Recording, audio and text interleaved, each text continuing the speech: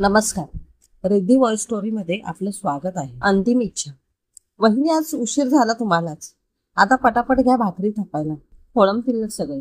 पानं घेते मी एकेकडे, म्हणजे गरमागरम वाढता येतील भाकरी पानात. हो बाई साहेब, तुम्ही नका चिंता करू, मी चालवते हातभरभर.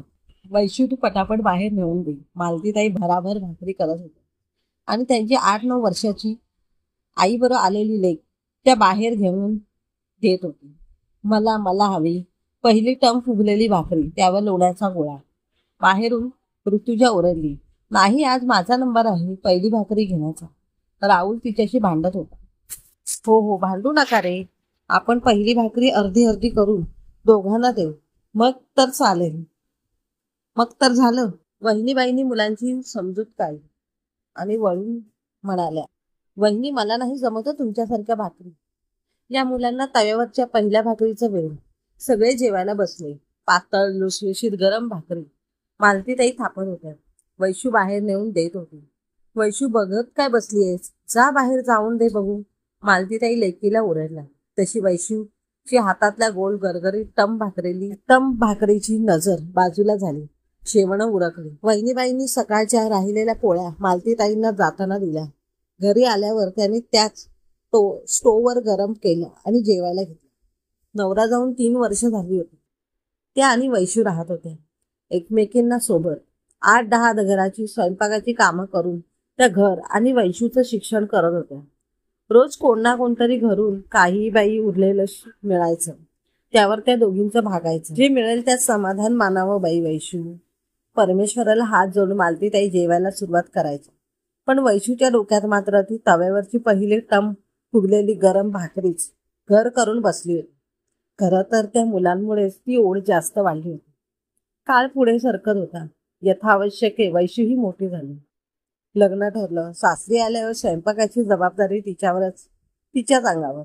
चव आहे ग हाताला तुझ्या. अगदी आईसारखीच लेक ही अन्नपूर्णा आहे. तुझ्या हातचं खाल्लं की समाधान वाटतं बघ. सासरच्या कौतुक वर्षात भावून निघायची ती आणि मग हौसेने सगळ्यांसाठी काही बाई सतत करत राहायची. तव्यावरच्या तिच्या फुगलेल्या भाकरीसाठी आता तिच्या लेक भांडायचा, हट्ट करायचा. दिवस पुढे जात होते. काळचक्र कोणासाठी थांबले आहे कधी. आई गेली. वैशू ही आता सासू झाली होती. सून नोकरी करणारी, मायाळू, सासूला जपणारी, तिला हवं नको ते आणून देणारी. वैशूच्या भाकरीवर तिचाही जीव. ती बाकी सगळं करेल, पण भाकरी मात्र तुम्ही करा.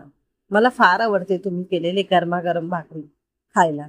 वैशू मग रोज संध्याकाळी अन्नपूर्णेचे हात लावायचे. नेहमीसारखी आजारी होती वैशू, अगदी अंथरुणावर. आता काही फार दिवस राहणार नाही त्या. डॉक्टरांनी घरी पाठवून दे. सुनबाईवर सगळ्या कामाचा व्याप. मुलांच्या शाळा, नवरा, सासरा, सगळ्यांचंच खाणं पिणं सांभाळून ती वैशूकडे बघायची. एके दिवशी वैशूची तब्येत फारच खालावली. आई, काय होतंय ग? तुला काही हवं असेल, काही इच्छा असेल तर सांग ना. तू कधीच आमच्याकडे कोणाकडेच काहीच मागितलं नाहीस ग. जे मिळेल त्यात समाधान मानत गेलीस. सांग ना ग. उशाशी बसत मुलाने आईचं डोकं मांडीवर घेतलं. पार मटकूळ झालेलं हंगलेलं वैशूचं शरीर पाहून त्याला गलबलून आलं. एकच इच्छा आहे रे शेवटची. आयुष्यात एकदा तरी तव्यावरची टम फुगलेली लुसलुशीत गरम पहिली भाकरी, त्यावर लोण्याचा गोळा टाकून मला खायची आहे रे. वैशूचं मन बालपणात पोहोचलं होतं. आता शेजारी सुनेच्या जागी तिला आई दिसत होती. तिने हलकेच आईचा हात दाबला. डोळे पुसत सुनबाई स्वयंपाकाकडे वळली. पीठ भिजवून तवा गॅसवर ठेवला. त्यावर थापलेली भाकरी टाकली. गरम फुगलेली भाकरी तिने ताटात वाढली. त्यावर दाणेदार तुपाचा गोळा. दरवळ घरभर पसरला.